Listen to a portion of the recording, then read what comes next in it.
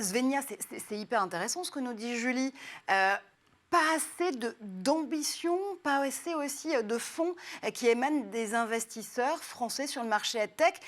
Ça veut dire quoi que ce rachat, encore une fois, qui a fait la une pour L'Eoli par Albert Group, c'est un peu un aveu d'échec aussi pour les groupes français et le secteur franco-français de l'EdTech?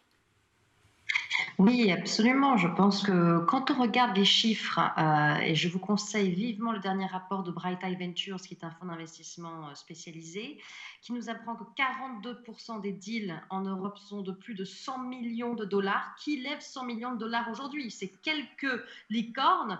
Comme vous disiez, mais je veux dire, la plupart des startups ont besoin de lever des sommes bien moins importantes. Et pourtant, il n'y a pas assez de fonds pour moi en early stage, en amorçage.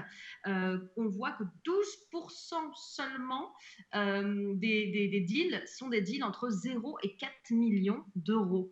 Mais c'est la grande majorité des startups, en fait, qui lèvent entre 0 et 4 millions. Pourtant, il n'y a que 12% des deals qui se font sur ce segment et la grande majorité se font sur des deals beaucoup plus larges, 50 millions, 100 millions. Donc pour moi, il y a un écosystème early stage à créer en Europe, parce que sinon on ne va pas y arriver, on ne va pas pouvoir créer des licornes ou des centaures. Je préfère les centaures parce que les centaures, c'est des entreprises qui font plus de 100 millions de chiffres d'affaires. Je préfère ce métrique-là plutôt que se dire des licornes qui font voilà, 1 milliard de valo, mais qui ne sont pas rentables, quoi. Donc je préfère qu'on parle de centaures parce qu'elles sont beaucoup plus intéressantes, ces startups-là. Elles ont déjà un business model rodé et elles arrivent à trouver un marché.